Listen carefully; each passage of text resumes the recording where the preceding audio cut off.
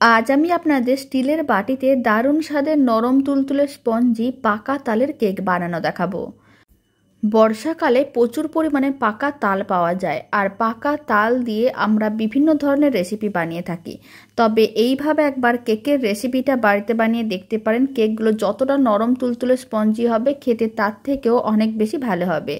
আশা করি আপনারাও খুব সহজে বাড়িতে নিজের হাতেই এরকমই নরম তুলতুলে স্পঞ্জি তালের কেক বানিয়ে নিতে পারবেন। নমস্কার, আমি রুমি। আপনাদের সবাইকে আবারও একটা দারুণ স্বাদের রেসিপিতে স্বাগত।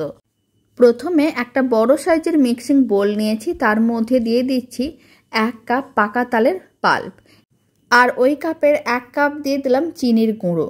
চিনির গুঁড়োটা আগে থেকেই রেডি করে রেখেছিলাম। অল্প একটু লবণ দিলাম, 4 চামচের 4 ভাগের 1 ভাগ। আর আমি দিয়ে দিলাম ওই কাপের 4 ভাগের 1 ভাগ সাদা তেল, মানে 50 ml মতন সাদা তেল দিয়ে দিলাম। সমস্ত কিছু খুব ভালো করে মিশিয়ে নিতে হবে। চিনির গুঁড়ো দিয়ে কেকের ব্যাটার রেডি করলে কেকের মিশ্রণটা অনেক তাড়াতাড়ি রেডি হয়ে যায়, এতে কেকটাও অনেক কম সময়ে রেডি করা যায়। খুব ভালো করে মেশানো হয়ে গিয়েছিল। এবার আমি দিয়ে দিলাম 100 গ্রাম সুজি। প্রথমে সুজিটা খুব ভালো করে একসঙ্গে মিশিয়ে নিতে হবে। তারপরে যখন খুব ভালো করে মেশানো হয়ে যাবে, অল্প অল্প ময়দা দিতে হবে। এখানে আমি প্রায় হাফ কাপের মতন ময়দা দিয়ে দিচ্ছি, মানে 100 গ্রামের মতন ময়দা দিয়ে দিলাম। তারপরে সমস্ত কিছু আবারও একসঙ্গে খুব ভালো করে মিশিয়ে নিতে হবে। তারপর একটা ঘন মিশ্রণ রেডি করতে হবে।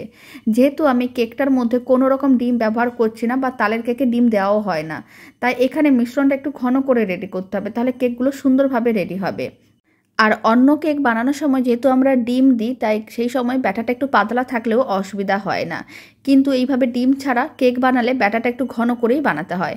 এখন আমি 4 চামচের হাফ চামচের মতন দিয়ে দিলাম বেকিং পাউডার, তার হাফ বেকিং সোডা, মানে 4 চামচের 4 ভাগের 1 ভাগ বেকিং সোডা। বেকিং পাউডার ও বেকিং সোডাটা খুব ভালো করে একসঙ্গে মিশিয়ে নিতে হবে।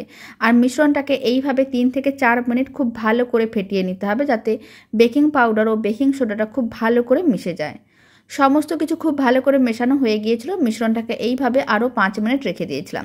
এখন 5 মিনিট পরে আবারও মিশ্রণটাকে খুব ভালো করে একবার মিশিয়ে নিলাম। কেকের ব্যাটারটা একেবারেই রেডি। এবার কেকগুলো বানানোর জন্য এখানে আমি বেশ কয়েকটা স্টিলের বাটি নিয়েছিলাম। অল্প একটু তেল আগে থেকে ব্রাশ করে রেখেছিলাম। এবার কিছুটা করে মিশ্রণ এইভাবে বাটিগুলোর মধ্যে দিয়ে দিতে হবে।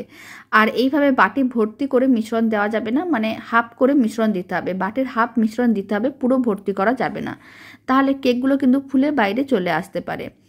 সমস্ত মিশ্রণটা দেওয়া হয়ে গেছে। এখন বাটিগুলোকে এইভাবে একটু ট্যাপ করে নিতে হবে, যাতে ভেতরে কোনো রকমের হাওয়া না থাকে। এবার আমি মিশ্রণটার উপরে কয়েকটা কাজু বাদাম, কিশমিশ আর দিয়ে দিচ্ছি চেরি ফলকে ছোটো ছোটো টুকরো করে রেখেছিলাম, সেটা দিয়ে দিচ্ছি। এতে কেকগুলো দেখতে অনেক বেশি ভালো লাগবে। আপনারা আপনাদের পছন্দ মতন যে কোনো ড্রাই ফ্রুটস কেকগুলোর ওপরে দিতে পারেন, এতে কেকগুলো দেখতে অনেক বেশি ভালো লাগবে। চাইলে দিতেও পারেন বা নাও দিতে পারেন। আপনারা চাইলে ছোটো ছোটো নারকেলের টুকরোও দিতে পারেন, দেখতে বেশ ভালো লাগবে। সমস্ত বাটিগুলো একইভাবে রেডি করে নিয়েছিলাম। এবার কেকগুলোকে বেক করে নিতে হবে। তার জন্য একটা কড়াইকে গ্যাসের ওভেনের উপরে বসিয়ে দিয়েছিলাম, ফ্লেমটা মিডিয়ামেই আছে। এবার তার উপর একটা স্ট্যান্ড রেখে দিলাম, আর তার উপর একটা প্লেট রেখে দিয়েছি। এবার কেকের কয়েকটা বাটি এইভাবে প্লেটের উপরে রেখে দিতে হবে। আর প্রথমে কড়াইটাকে ভালো করে গরম করতে হবে, তারপরে কেকের বাটিগুলো রাখতে হবে। আর ঢাকনাটা বন্ধ করে দিলাম। এবার যে ছিদ্রটা আছে সেটা ছোট্ট কাগজের টুকরো দিয়ে বন্ধ করে দিতে হবে, যাতে ভেতরের হাওয়া বাইরে না বেরোতে পারে। এখন এইভাবে মিডিয়াম টু লো ফ্লেমে 20 মিনিট প্রথমে এইভাবে কেকগুলো বেক করে নিতে হবে। তারপরে 20 মিনিট একেবারে লো ফ্লেমে কেকগুলোকে বেক করতে হবে, তাহলে কেকগুলো খুব সুন্দরভাবে রেডি হবে।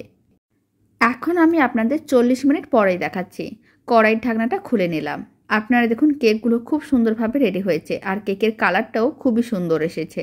এখন একটু চেক করে দেখে নিতে হবে। একটা ছুরি নিয়েছি, এইভাবে একটু চেক করে দেখে নিলাম। ছুরিটা একেবারেই পরিষ্কার, তার মানে কেকগুলো রেডি হয়ে গেছে। এবার কেকগুলোকে ঠান্ডা করে নিয়েছিলাম। ঠান্ডা হওয়ার পরে কেকের কালারটা আরও চেঞ্জ হয়ে গেছে। এবার একটা ছুরি নিয়েছি, ছুরিটা দিয়ে এইভাবে একটু গোল করে ঘুরিয়ে নিতে হবে। এতে কেকগুলো খুব সহজে ডিমোল্ড হয়ে যাবে। আপনারা দেখুন কেকগুলো ডিমোল্ড হয়ে গেছে। এখন একটা কেক ভেঙেও দেখিয়ে দিচ্ছি কতটা নরম তুলতুলে আর স্পঞ্জি হয়েছে। বাড়িতে এইভাবে তালের কেক বানালে কমেন্ট বক্সে জানাতে একেবারেই ভুলবেন না খেয়ে কেমন লাগলো।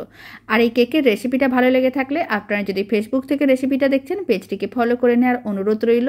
ইউটিউব থেকে দেখলে চ্যানেলটি সাবস্ক্রাইব করে নেওয়ার অনুরোধ রইল। তো চলুন ভিডিওটা আমি এখানে শেষ করছি। আপনারা সবাই ভালো থাকবেন, সুস্থ থাকবেন। আপনাদের সঙ্গে আবার নতুন রেসিপি নিয়ে দেখা হচ্ছে।